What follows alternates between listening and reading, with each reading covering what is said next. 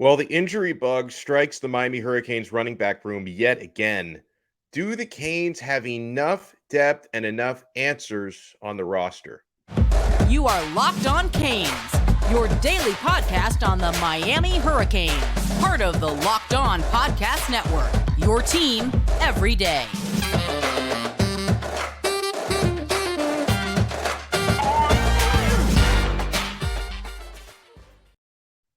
I am Alex Donno, your host. I'm a University of Miami alumnus and longtime South Florida sports radio vet and contributor at allhurricanes.com. Thank you so much for making Locked On Canes your first listen today. Even on a Saturday, we are available free wherever you get your podcasts and available free on YouTube. So the Hurricanes do have their second scrimmage of fall camp coming up tonight, Saturday night. Something we know is there's not going to be a whole lot of running back depth in the second scrimmage, at least not compared to the first, because in the first scrimmage, before TreVonte Citizen went down with injury, Miami was 5 deep of scholarship running backs. Now, the Hurricanes are only 3 deep in scholarship running backs. TreVonte Citizen is still out. We don't have the full details, but it doesn't sound good from everything that we're hearing. And the Hurricanes have picked up yet another injury at running back, Don Chaney. Chaney picked up an injury in Friday's practice. I want to give you guys several notes about this, though, because I've seen speculation running wild, so many questions on to what exactly happened to Chaney. So practice on Friday, when Chaney apparently got injured or got hurt, if you want to put it that way, that practice was not open to the media. Not a single period of that practice was open to the media. We didn't see any of it. It was closed to the fans as well. So unless you had like people sneaking looks from the Ponce de Leon parking garage, as people try to do, they have security out there to keep people from doing that. You know, the only people who know about it are staff members, coaches, teammates, and all that stuff. So details are scarce. Details are scarce about exactly what happened to Don Chaney. Mario Cristobal did speak to the media, and I was there yesterday after practice. He did confirm that Chaney got injured, but coach did not specify the severity.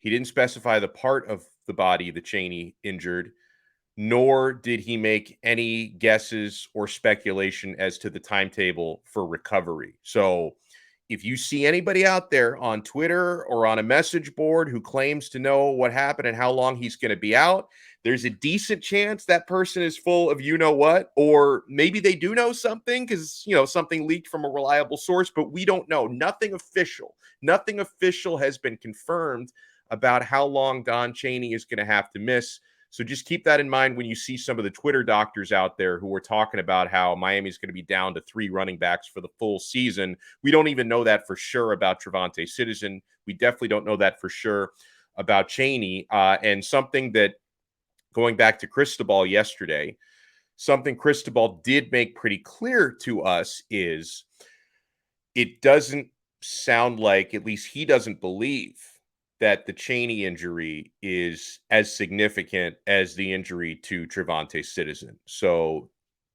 that gives me some hope that if, you know, Citizen has a significant injury, which that word was used to describe his injury, significant, Cristobal did not use the word significant with the Chaney injury and indicated to us that it's not as serious as the Citizen injury. So that gives me some hope that we're going to see Don Chaney lining up at running back at some points throughout the season, and maybe this isn't so bad. I have hope that that is going to be the case. And also, not just from the perspective of a football fan, on a personal level, Chaney just worked so hard to come back from season-ending ACL last year. He worked so hard to come back from that. I spoke to him a few weeks ago at Media Day, and he was just chomping at the bit to go out there and have a fully healthy season. And this guy has dealt with his share of adversity. It wasn't just the injury last year with the Canes. He struggled with injuries throughout his time in high school as well. Some people have tried to label Chaney as an injury-prone player. He's dealt with a lot of challenges throughout his career, high school and into college. So I wish him the best because I know how excited he was and, of course, how important he is to Miami's backfield for him to be able to get out there and have a really, really good season. So, again, slow down on the speculation until we actually get something confirmed from Cristobal and from the university or from Chaney himself, of course, because anyone trying to label and decide exactly how many games he's going to miss, nobody knows. I don't even think Don Chaney knows yet how severe it is because he's probably still going to be undergoing more medical tests throughout the next couple of days. So, at least for the time being, I can't make any guarantees about September 3rd. 2 weeks from today against Bethune-Cookman. I can't make any guarantees about September 17th on the road at Texas A&M. But at least for the time being, like for scrimmage tonight and for the foreseeable future, we are down to 3 scholarship running backs at the University of Miami. Jaylan Knighton and Henry Parrish, they are competing for the starting job. Seems to me like Knighton may have the slight lead right now, but both are going to play a lot, right? These are both running backs good enough in Knighton and Parrish. They're both good enough to be a starter at most Power 5 programs. Miami also has Thad Franklin. Oftentimes, and I'm guilty of this, we pigeonhole Franklin as just being a short yardage guy. I think he is and can be more than that. He can also catch passes out of the backfield. We were talking about that in our fall camp report on Friday's episode, that he's also showing good hands in fall camp as a receiver out of the backfield. He had a big yards per carry average last year. He has put on some size and some strength during the offseason. Like we saw in the spring game, how dangerous this guy can be, especially in short yardage, because he's big, he's strong, he's a bulldozer. He always keeps those feet churning, but I think he's maybe a little bit more of a well-rounded back than we give him credit for. But yes, we do need the short yardage guy because, neither Knighton or Parrish really specialize in running between the tackles and being that bulldozer. So the Hurricanes have that aspect. They have Thad Franklin's size and strength as well. And so the question is coming up now a lot, right? Because a week ago, we were all talking about how Miami, they have this embarrassment of riches at running back, how you've got, Knighton and Parrish and Chaney and Franklin and Citizen, who all look like they're capable of being starting backs at most programs. And how are we going to get all these guys on the field? So we go from having the embarrassment of riches to now everybody is asking, do we even have enough? Like, do we have enough depth at running back? Are we going to have to start seeing multiple guys change positions? Are we going to see Cristobal go into an emergency transfer portal to bring in a bunch of guys? So, okay, the answer that I will give you is, at this moment, the depth is still fine. Okay, you think about what Miami has on paper in the running back room right now. In most games this season, you're not going to go too far beyond 3 running backs when it comes to significant snaps and carries. Like 3 guys, especially 3 guys the caliber of what Miami has on scholarship, I think on paper are enough. The problem is, though, having 2 injuries already, only halfway through fall camp, it means we're really 1 injury away from not having enough depth. Like, God forbid something happens to one of these other guys, then you're in trouble. You're not in trouble right now, but you're 1 injury away from being in trouble. Like, we might want to keep the 3 scholarship backs we have left, keep these guys in bubble wrap until we get to College Station, Texas on September 17th. But okay, what about other depth choices, right? Because, yeah, especially in those first couple of games of the season, we're going to want to give running back snaps to more than 3 players because we don't want to risk against Bethune-Cookman or Southern Miss, too much injury to the guys that we have left on the roster. And, even in College Station, we might need a 4th or even a 5th guy to, get some looks and get a few carries here and there if we do need to give playing time beyond the top 3 running backs. Here are some solutions on the roster. I am not sleeping on walk-on Devon Perry. How can I sleep on that guy after having a really good spring game? Now, I know he was going up against like 2s and 3s for most of the time he was on the field, but he turned some heads. I think he's capable of potentially being a 4th or a 5th back. He's an experienced guy. Like, he's a walk-on, so you assume he's a freshman. He's not a freshman. He's a senior. He was playing at Richmond with the Richmond Spiders before he got to Miami. And also, when you're looking at solutions on your roster, folks, let's not forget about the guy that I refer to as Weapon X. Not X as in Xavier Restrepo.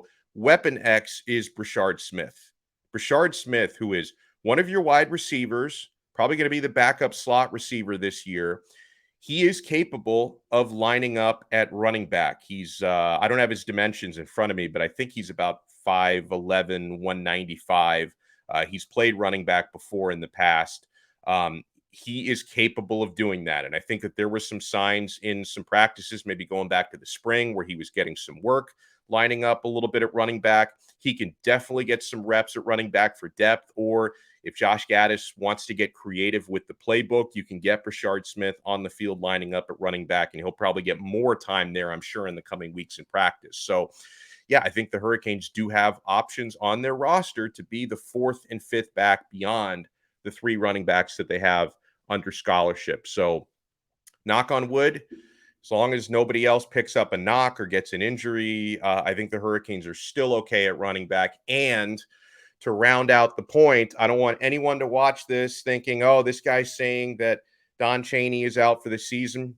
We don't know that. Not saying that. In fact, we know that whatever he's going through is less significant than what TreVonte Citizen is going through. So that gives me hope that Chaney, who has been working his butt off to come back better than ever from knee surgery last year, I hope he doesn't have to miss too much time this season. So we got more to talk about on this special Saturday episode. And by the way, we're going to have 2 Saturday episodes today, because later today, we are going to talk with the founder of Canes DAO, which is something combining NIL with the world of crypto. And it's something Hurricanes fans can get involved with. We're going to have a special on that later on today. But when we come back, we have to talk about a Miami cornerback hitting the transfer portal. We got someone on the way out, who and why, and we do have a few interesting recruiting notes. So, folks, you always want to keep it locked right here to Locked On Canes.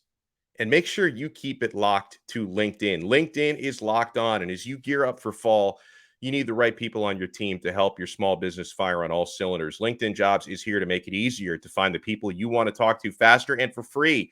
Create a free job post in just minutes on LinkedIn Jobs to reach your network and beyond to the world's largest professional network of over 810 million people. Then you add your job and the purple hashtag hiring frame to your LinkedIn profile to spread the word that you're hiring so your network can help you find the right people to hire. Then simple tools like screening questions make it easy to focus on candidates with just the right skills and experience so you can quickly prioritize who you'd like to interview and then hire. It's why small businesses rate LinkedIn Jobs #1 in delivering quality hires versus the leading competitors.